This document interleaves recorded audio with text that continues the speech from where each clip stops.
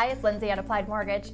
I'm here today with Scott Redman from Maple and Main in Florence, and we're going to talk a little bit about how important it is to use a real estate agent when you're listing your house and the different marketing and promotion techniques that Scott uses.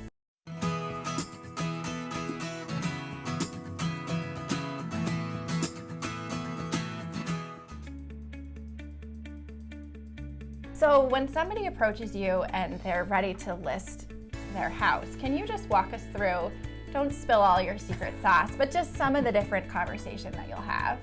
Well, I think one of the first things that we talk about, obviously, is where they're getting ready to go to, what their time frame is, and some things that they need to do to get their house ready. If they need to start to pack things up and declutter. And then, of course, the most important thing that they want to know is, what's my house worth? So we sit down and we do a comparative market analysis. We pull comps of different properties in the same area to try to come up with whatever might be a fair market value for their property. It's also balanced out with what they think their house is worth and the current market situation.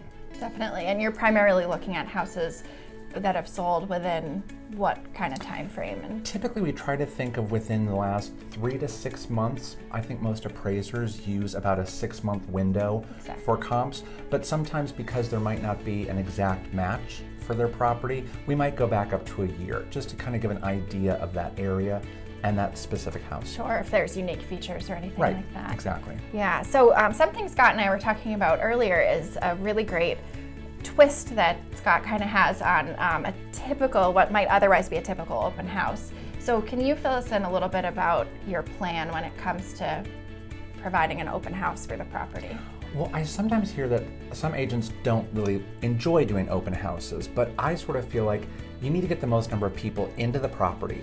And since everybody now is seeing things online, your photographs, your description that are going to be out there on the internet are the most important. But what we're finding is that once people are drawn in by those photos online, they have to see the property.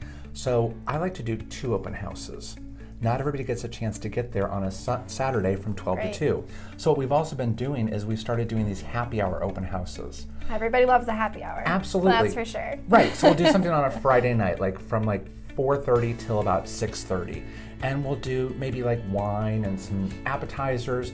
We invite brokers and we make it a public open house. And then that way, if they come to that on a Friday evening, they can think about it if they really liked it and maybe come back on Saturday or the Sunday and take a look at it again. It just gives them a chance to see it twice and to get the most number of people into the property. Plus, it's kind of fun, to have, wine or sangria or whatever you might do. Right, a little bit different than the typical Yeah. Saturday or Sunday open houses. Right.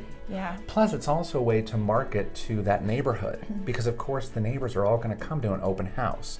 And then when they see something like, oh, there's appetizers and wine, they're like, well, these folks are going to do that same thing when I have my house listed. Right. So it's a way for us to market to that neighborhood and sort of put our own little spin on how we do business. That's and by really we, great. I mean me.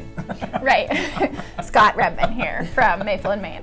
So that's perfect. So thank you very much for giving us some insight on open houses. And I think it's already gearing up to be a really busy spring. Are you finding at open houses a fairly high attendance already? What I noticed was that over the winter holidays and right after New Year's, it was really slow.